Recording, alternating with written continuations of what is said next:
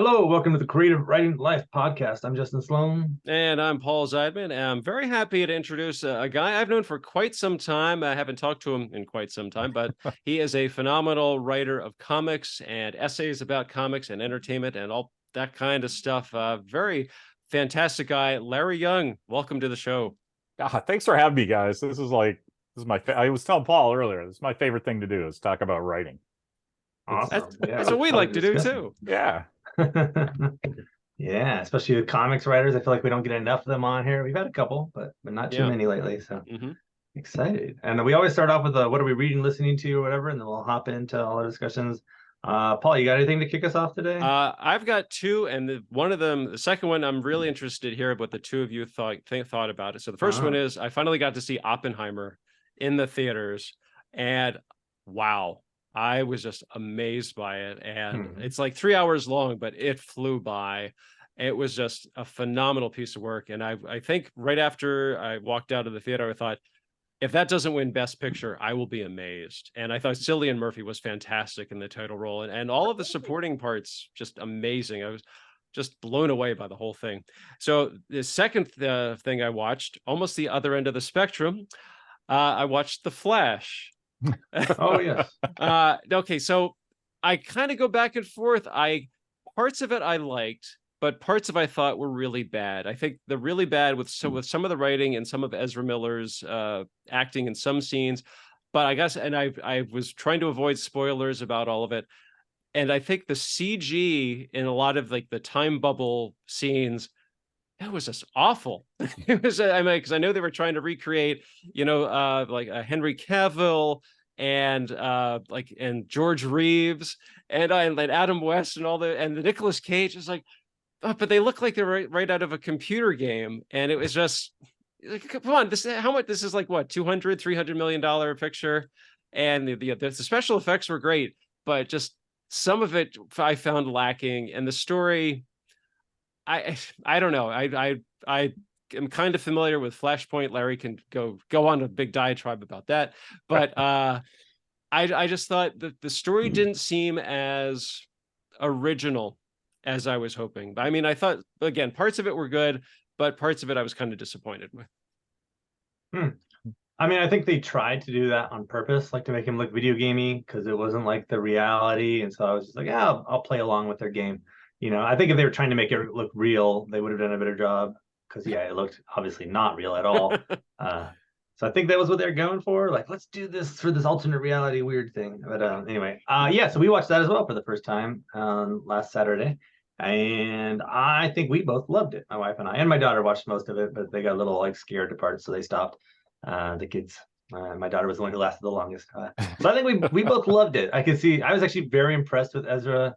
I totally dislike him from all the news media stuff going on, so I didn't watch it in the theaters for that reason. But we watched it and we were like, oh, impressive. So different view. But I haven't seen Oppenheimer yet, but I did watch for the first time The Boys Presents Diabolical, the anime, kind of like a bunch of anthology series basically of different stories in the Boys universe. And some of them are over the top ridiculous, as you would expect, in good ways or bad, and but overall it's my kind of style, so I liked it. Okay. Larry, you got anything for us to share? Yeah, the way I interact with pop culture, I just consume and then I contextualize it. And so The Flash did not bother me at all. I can always find something good in a crappy movie, and I won't say it's a good movie, but I'll go, I enjoyed that. Here's a thing. And so as a guy who likes pop culture, you get in the habit of just Marvel no prizing or explaining something that doesn't work to you, and especially in a time travel movie. It's like, The Flash is like, well, who killed his mom initially? They didn't say. And it's like, well, who cares? It's a bootstrap paradox. Like, I know that it's the Reverse Flash, but for some reason they didn't bring the Reverse Flash into it. Even though, and this is my other problem with this movie, they just did this entire storyline for the last 7 years on the Flash TV show. Yeah. So that one was pretty accurate to the story. So if you cared, it was great. I haven't read superhero comics since I was like 20 years old. So like when people go, hey, you're a comics guy, what do you think of Spider-Man? I'm like, it's cool. My kid likes Spider-Man. Like I'm like completely into like Cerebus and Love and Rockets and just all the crazy like yeah, alternative stuff. I Like was saying like a lot of independent comics. sure, top shelf comics, I'll buy anything of theirs, like, alternative, just any alternative press stuff. So I know this stuff because, people talk about it in the comic store or online now, right? Which is the newest clubhouse, the digital clubhouse. Like I have a new pal, Justin, now. Like, I don't know, where do you even live, Justin? It looks like Mordor. Yes, Mordor. Los Angeles. Sometimes it Oh, feels that's as cool. hot, Yeah. not too hot. One and the same. California. Yeah. How are you? How are you dealing with the weather? Because up in San Francisco, like people that I know from like Newfoundland are like, I heard there's a hurricane in LA. That never happens. Are you okay? And I'm like, yeah, man, Yeah, it it's wasn't even bad. It was just 350 like another miles rainy away. day. In the since we've lived here, we moved from San Francisco 4 years ago, and since we've been here, there's been some crazy windstorms and whatnot. But this hurricane, there was like no wind. There was some rain. It was like okay, but I guess they downgraded it right before it came. But at some point in the night, it had started another center focus, whatever, and like came right through our area supposedly. But yeah, nothing insane. But heat gets me. Sorry. It's not here. 1 minute. Go back to Bob. Rain in LA just in August is like that's newsworthy anyway. But like to have it be a hurricane too, that's cool. Yeah, it was pretty awesome. We loved it because it was so hot. It was like 100 degrees the day before, and then all of a sudden it's like 80 and rainy, and we're like, oh, thank you. Yeah, wow. And actually, this weekend it's going to be like 78, so we're going to have a nice, relaxing weekend over the 3.5 day weekend. Very nice. Very nice. All right. So Larry, so, as we've talked about, you love talking about writing. So like, what is your story? I mean, have you been a writer like your whole life? And I mean, or did you kind of like, you read a lot as a kid and you're like, decide, hey, I'm going to give this a try. Hey, I'm actually not too bad at this. Let's see what I can do with it. And if also, as we talked about, you've written comic books, if you kind of get into how you got into that. Okay. Oh my God. Let me see if I can do this in like less than a minute. So as a boy, I just liked reading. I would read everything. I'd get up with my dad and he'd read the paper and he'd throw me the funnies, and then there's nothing to read and I don't care about Watergate or whatever. So I would read the instructions on whatever's on the table. And so I remember this really clearly. I was about 5 or 6. I made up this game where I with my father that I tried to give him clues for the ingredients list on a bottle of ketchup without using the name, right? So I go, well, it's red, it's in the garden. You got tomatoes. And we go all the way through and we got really good at it. So you'd be like, well, is this red dye number 2 or red dye number 3? And so that just turned into love of reading turned into, well, I'm going to tell my own stories.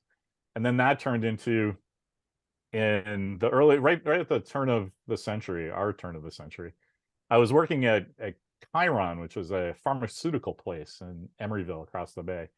And we formulated medicines for injection in a class 100 clean room, which is a cool sci-fi place where you wear a paper spacesuit and you can't talk because it introduces stuff into the air.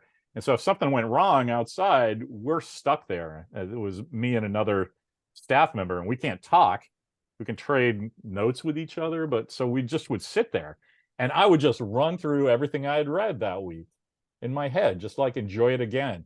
And then I remembered this thing with my dad.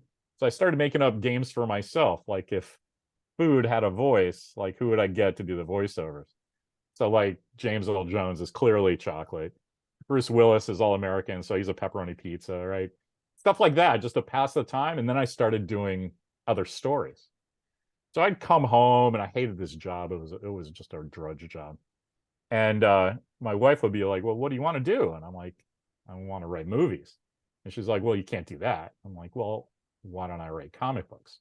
Because you can do a story that takes place on the moon where it's just Charlie Adler going squiggles and look, it's the moon and guys walking around. And a film, it's $300 million of Teamsters grinding up Cocoa Puffs to make and so it just was like, comics is just all lines on paper. The barrier to entry is nothing, right?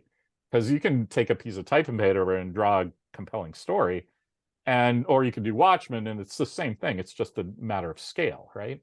So I'm like, all right, the $13 that it takes to buy Watchmen or Dark Knight Returns is the same $13 it's going to take to do whatever confection I come up with. And so we did. And then it did really well. And so I started getting my friends involved. And I'm like, hey, let's put on a show. I got chairs and a stage. And it turned into a kind of a thing there for about 10 or 15 years. And then I had a kid. And so I stopped updating my website. And, I'm kind of getting back into it now, though. He's 16 in our last San Diego. He released his first comic book. It's a two-page, a two-story thing that was drawn by the Philback brothers, do Star Wars, and this new artist I found in Brazil named Daniel Caval. So it's pretty cool. So I got the great experience of showing up on the scene, and everybody goes, "Where'd this guy come from?" And nobody wants to hear. Like, I worked in advertising, marketing, and promotions for 20 years before I even tried to do a comic book. So like, it looks like I know what I'm doing because I do. But so the same thing, my kid had that experience too, because he just gets, wow, this is really professional. And it's like, yeah, Larry Young's my dad. And what's so cool is people are like into it. They don't give them nepotism crap. They're like, wow, man. And the fun thing, speaking of talking about writing, that's what I did during the coronavirus isolation and quarantine, is my kid and I just watched movies for 2.5 years. And instead of just watching movies and going, that's great, and checking it off a checklist or whatever, it would take us like 5 hours to watch a 2-hour movie, because we would stop it and I go, okay, why does that work? And I'm like, oh, that's a simple match on porn guide. And like for 2.5 years. And so when he shows up to do his comic, it's like, he knows what he's doing because we talked about it for 3 years. Wow. Did he come to you like, while he was putting his story together and to say like, what do you think of this? Or did he come to you for advice? Well, or did he just kind of like say here and just like say, I'm done with it? it's really cool. Like, we're a media family. My wife works in the digital space for marketing, and I don't even know what she does. It's computers. Like, I fully feel that she's a assassin for the Mossad, and that's her cover story, because I won't question it. It's like, oh, how'd you get that wound? I'm like, oh, I bumped into a table. And okay, honey, it's computers, right? All right. But so my kid he's used to interacting with that stuff on a serious, like, literature level. He wasn't raised to think comic books are for kids. He was raised that's just another form of literature, and film and everything, short stories, the back of baseball cards, ketchup labels, right? It's all literature. So he loved Community. And so part of the marketing on that show Community was it's 6 seasons in a movie. And so he wrote the movie when he was 12. He watched the show 2 times through and then started a third time. I'm like, what are you doing, man? Like, I mean, I watch Star Trek like that. I get it. It's comforting. It's, oh, it ends the same way every time. You can have it on while you do, but you're 12. What are you doing? He's like, oh, I got to get the character's voice right.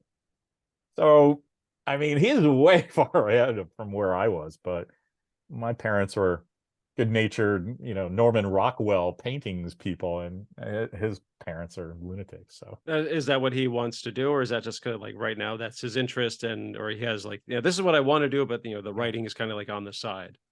one of the things that we say as parents is that writing is important because it's part of communication, and that no matter what you end up doing, you're going to need to know how to convey your thoughts. And human beings, that's writing now. And so no matter what you do, you have to be a good writer. So he was kind of raised with that. And then he saw like the fun stuff that you can do with writing, It's like, oh, hey, I can type Bruce Willis jumps off the Nakatomi building wrapped in a fire hose, and then that will happen at some point. Or you can have an illustrator draw it or whatever. And he's really interested in the collaborative aspect of it. Like, I really enjoy that I sit in my house all year long and then come out at the week of San Diego and lose my voice on Thursday because I'm talking to hundreds of people, which I never do during the year.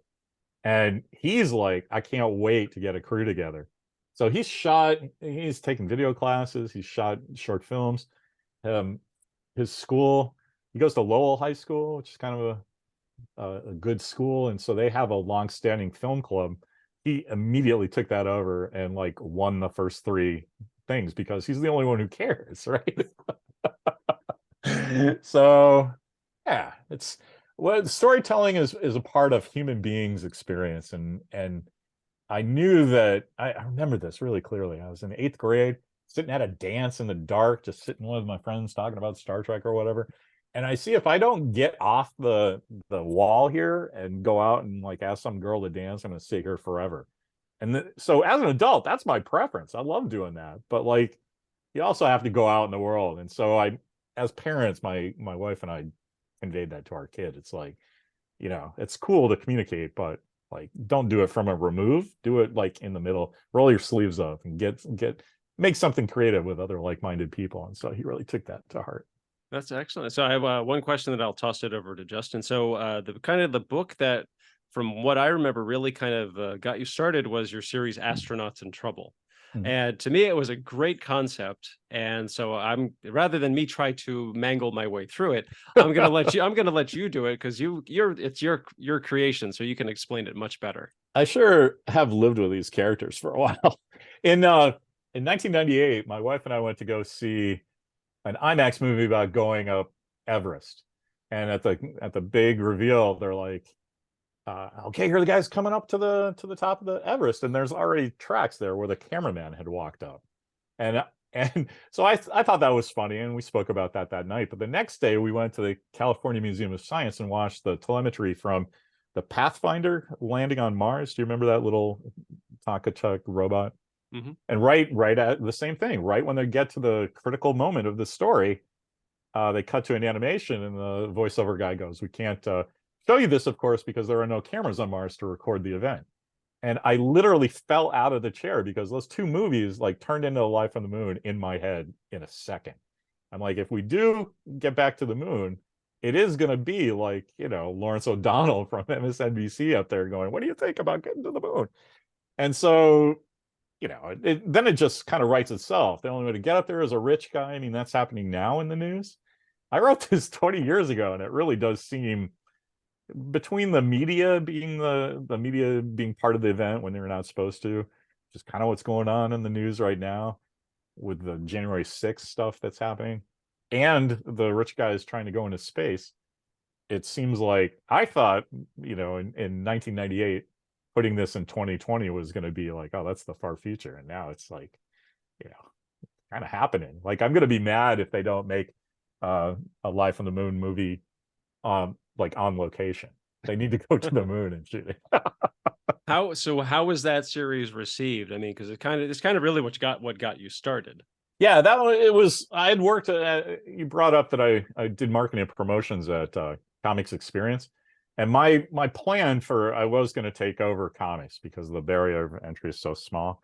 The one part I'd done marketing and promotions and writing and even print production. I worked at a newspaper for a while, and so I knew everything about the production process except for the distribution. And in comics, distribution is very, very particular thing. It doesn't make any sense. You have to order what you want 3 months ahead of time, and so you have to know that you want to eat beans on that Wednesday in April, or you're not going to be happy, right? So I was a customer at Hibbs' shop, and I was like, "Hey man, I'll do your newsletter or something for you. Just let me babysit the cash register and understand what retailers' problems are as you buy books." And then I just started banking favors, and I worked for him for like 5 years. And then it's time to put the book out, and everybody goes, "Well, how did this sell 4,000 copies?" Right? Because everyone I knew, I was like, don't just order one copy, order 5. And so people did. And then, it did well enough that we were like, oh, let's keep going. So I did a sequel. The Life on the Moon actually wasn't even published by us. So I had a retailer friend that was doing it at the same time. And I said, well, let's just do mine. And now you look like you have a line instead of just a couple of chumps doing their own book. And so our first book, that did really well. And it helped us up. I always tell those guys, man, you're the third stage of my rocket. Like, none of that happens if you guys don't do your work. And they're all like, we got you to the moon, right on. And so that's kind of fun, the collaborative thing that I was talking about. It's fun. Okay. But yeah, then we just kept publishing. Very cool. If you have the infrastructure for one book, it's kind of like ordering it. It's like it's so hard to get a retailer who's not ordering your book at all to order just one copy. But if he's ordering one, you can get him to order 5 because he'll know a couple of guys that, he doesn't want to, but he'll do it. And then if he does that, that sells. And you're like, oh, okay, well, that made money. Maybe I'll order 7. And then by the time, issue 5 comes out, it's 100. But that 0 to 1 is the hard part. And so that's why I worked with Hibbs to understand those guys. Because it's weird. Awesome. Comics is weird. I could not run a store. It's magic. I know how they do it, and I still think it's magic. And how long have you been in the comics industry? Oh man, we call it March 17th of 1999 because that was the first time you could go in a store and buy anything with my name on the cover. But I'd been working in behind the scenes and retail and stuff like that for like 5 years before that. So oh wow, pretty cool. So what do you feel has changed in the industry between back then and now, or has it not changed? It lots of stuff has changed, and some stuff will never change. But the digital social media stuff is amazing. Like, if I had done the exact same thing 10 years before, no one would have ever heard of me. But because oh man, there's lots of stuff going on in my house today. I'm really sorry if you hear stuff. No, not can't hear a thing. Okay, there's my wife's got a little she shed done in the back, and so my guy's walking around. Oh, I'm sorry. Yeah, can I just for 2 seconds? Can I just leave? Yeah, no worries. Yeah, sure. Yeah.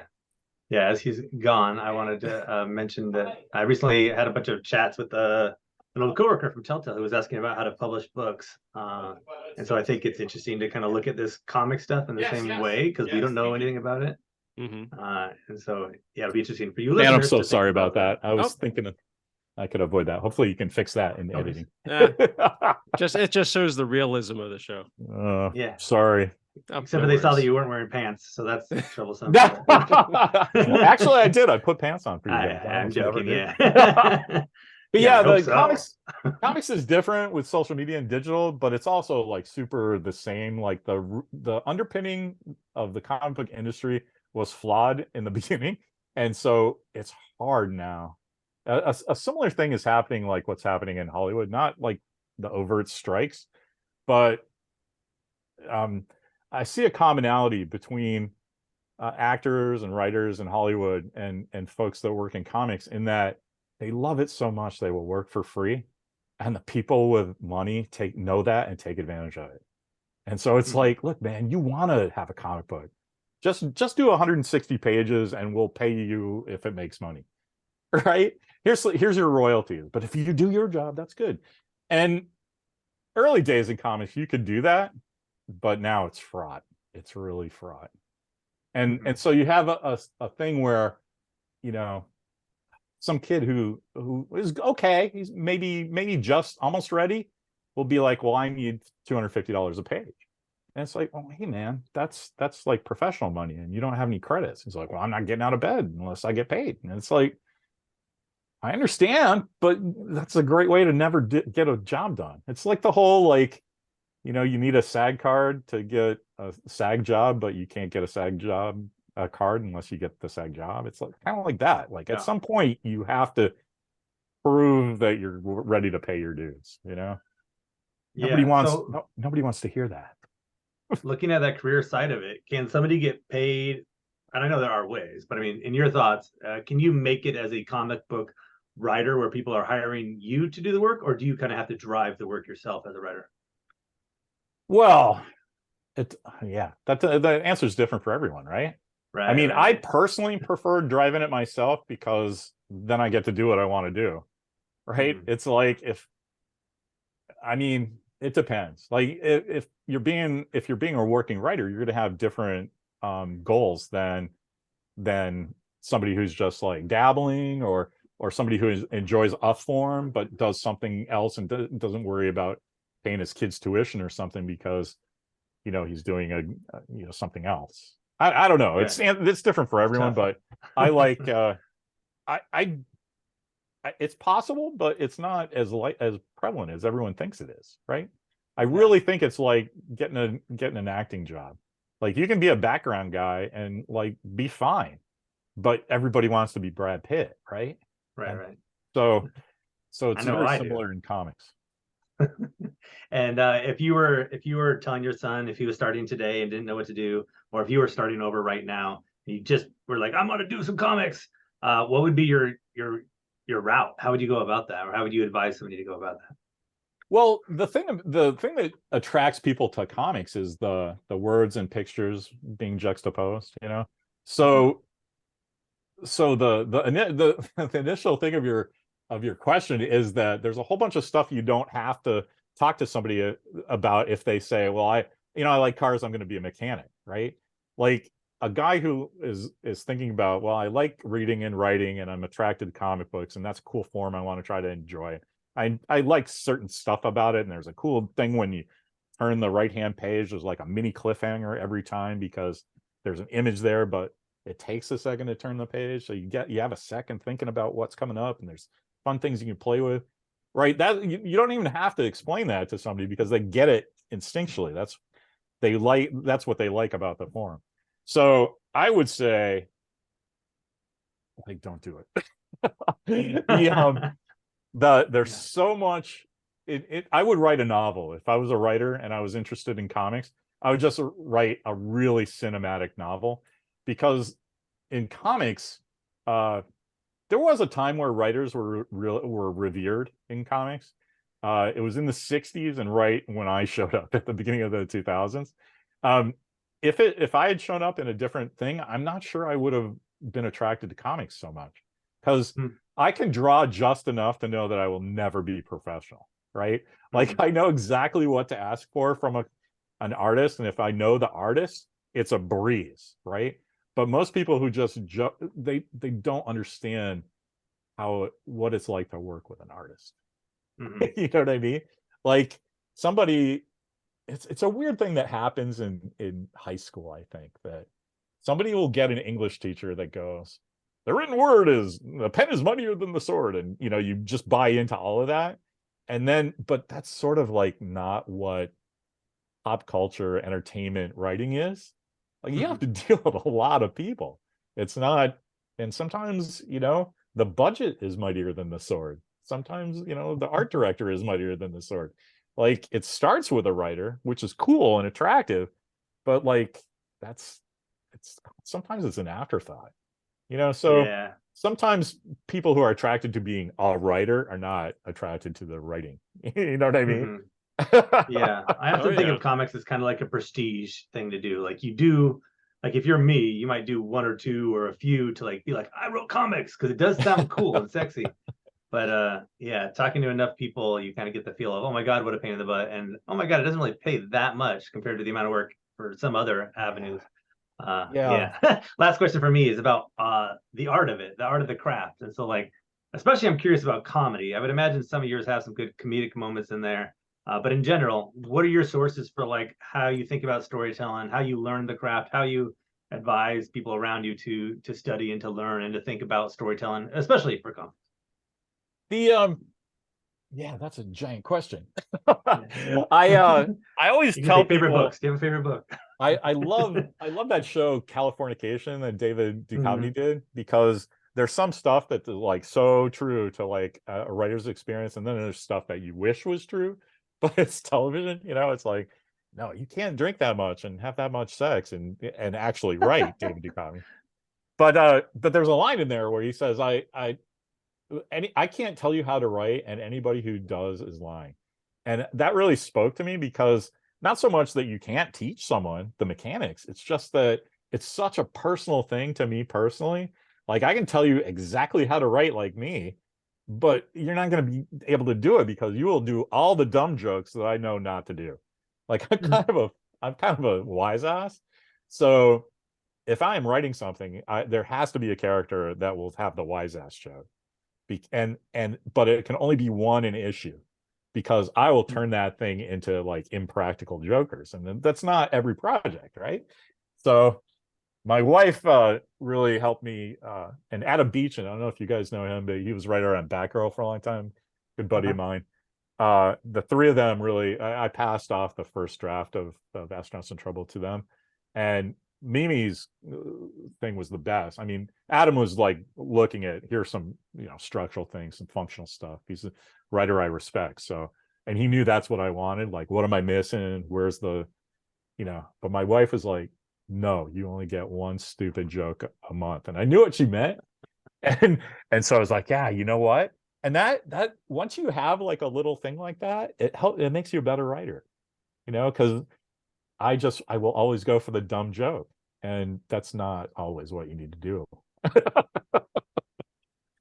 I imagine you do well in video games, where they have those side characters who always just nonstop, stupid joke, stupid joke, stupid joke. Yeah. You'd be great for that then. That's me in real life. I'm that archetype for my friends. Awesome. I love it. No, go ahead. Paul, no, put your lips on that. You won't get sick. Go ahead, do it.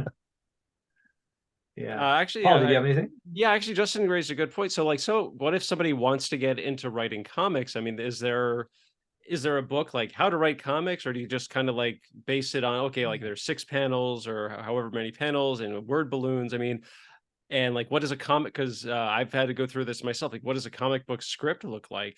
Because some people do it like, okay, here's what's happening in the panel, and maybe there's like a line of dialogue at the bottom of that description, and then they say, okay, they hand it off to the artist. I mean, there's so many different ways to go about it, but is there a way, like for someone who's like really just starting out, that you would recommend? Yeah, I mean, now is a great time for starting out, because when I started, there was only 2 examples of a written comic script that the public could get. I mean, if you knew somebody, you could get hundreds of scripts, but not everybody that joins comics like does all the networking first. So there was a Neil Gaiman script in the back of Sandman #8, and there was Alan Moore's script for what became Watchmen. It was called Twilights of the Gods, and people would just do that, but like it doesn't really help, because Neil Gaiman is this ethereal writer, and Alan Moore's like, his paragraph is, I don't know, he's a very dense writer. So so I thought, you know what, I have all this stuff kicking around and everybody's asking me how to do it. So that's where I was going. The first thing that our company published was actually The Making of Astronauts in Trouble, which is a script collection, Xeroxes and faxes and stuff that I had traded with and I just made it. I don't know if you guys knew the Art of Star Wars book that came out in 78 or so. I think so. It was the Star Wars screenplay, and then a bunch of pictures of the models and stuff. And man, I just went nuts. And when I was 14, and I thought, if I get in a situation like this, I'm going to do this exact book. So that's what I did. I took all the scripts from, I actually did the whole thing as if I was doing it for another company. So I knew where I was. So I had a marketing tagline and like, like the log line, and so small summations of each issue. And it helped actually when I wrote it, because I broke it down to 6 issues, and the other guys that were doing it was like, we can only do 5. I'm like, can you give me 36 pages for the last one instead of 24? And I can do it. And he's like, yeah.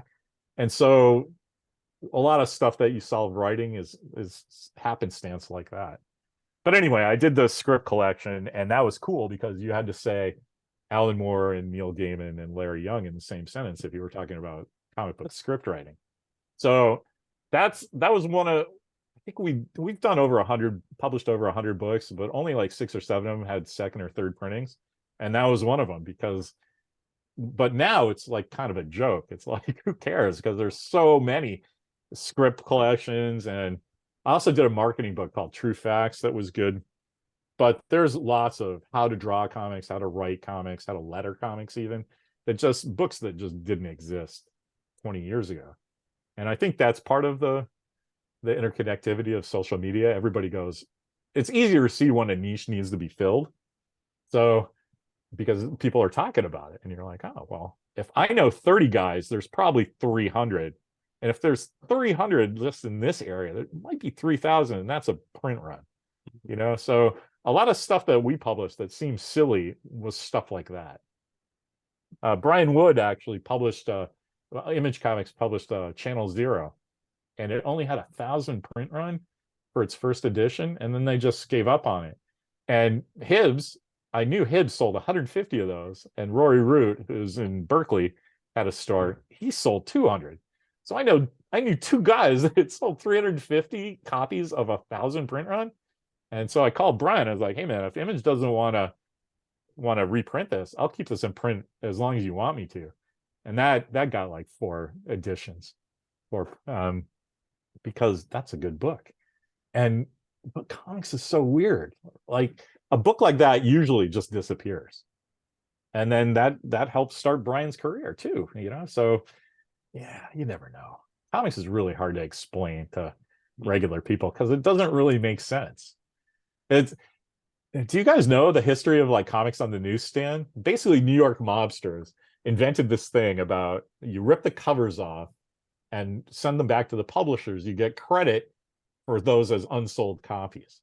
But the mob would just sell the little books for a nickel to kids and return these books anyway. It started to collapse in the late 70s, early 80s, and a guy named Phil Suling in New York started the direct market. He said this would all work for publishers if we could tell you how many orders you needed a couple months in advance. And that lasted until now, which is crazy because that is just a stopgap measure. And the money you make on a comic is an individual comic is just so low. You have to sell millions of them to make money. And that's just not there anymore, because if you care about Captain America, you just put in Civil War again, right? And watch Bucky and his arm hit Tom Holland. And you know what I mean? The thing that regular people got out of comics 40, 50 years ago is all on movies and TV now and video games. So yeah, comics is gonna, I don't think it's gonna take very long, but comics is gonna end up like Shakespeare's folio in Captain Picard's office under a thing of glass. It's like, oh, look, here's my first edition of Teenage Mutant Ninja Turtles or whatever in the future, because comics won't go away, but it's not going to be, I mean, it's already an IP farm for Hollywood. So, you know, it's what is comics bringing to the table that you can't get otherwise? Yeah. And so that's why I like the independent stuff, because those are the guys that are doing the weird crap that either you just don't see, or it's something like, we did a great book called Last of the Independents, which was printed landscape. But since I worked for Hibbs and knew the problems of a retailer, those are kind of hard to display. And so I put a paper slipcover on it to make it vertical, and you throw it up there and then take it off and read it, right? And oh my God, people freaked out like I invented cheese or something, you know? It's like, it's a thing from a regular bookstore that just hadn't been seen in comics before. And so it was really funny because 4 months later, somebody else did the exact same thing. Like, so it's like, really? Like, this isn't an innovation, really. But in comics is a weird redheaded stepchild. Yeah. But I like it. And a lot of people still do too. I mean, it's nice to go to the comic store, you know, on a new comic day and get your, you know, get whatever you get. And sometimes you'll find something that, you know, it's a intriguing cover. Or you ask the cashier, like, what's this one about? And they'll tell you, and they'll say, and then, you know, they'll explain what the story is. And you're like, hey, that sounds pretty cool. I'll give it a try. And, you know, sometimes it's good, sometimes it's not, but you know, that's just the way comics is, as you said. Yeah. I get more joy personally now out of reviewing other people's comics. I kind of feel like I'm one of the balcony Muppets in the Muppet Show. You know, I'm just this old guy who knows how it all works. I was a Muppet too once, and I just like to point and laugh now. That is fantastic. So Justin, do you have any other questions? No, I think we have the main one that we always have, which is, of course, how can people find you? Do you have I think we have a website for you, but you want to give a shout out to your website and any other social media that you have? Yeah, sure. I mean, I'm kind of semi-retired, so I don't really. I just came out with a Agents of S.H.I.E.L.D. book, a collection of all my reviews of that show as it came out. So that was kind of fun, and it's on MSNBC. I don't know if you guys watch the news, but that's why I said Lawrence O'Donnell during his show. He has a guy named Brad Moss, who's a national security expert. He's on all the time because Donald Trump was just messing up the national security stuff.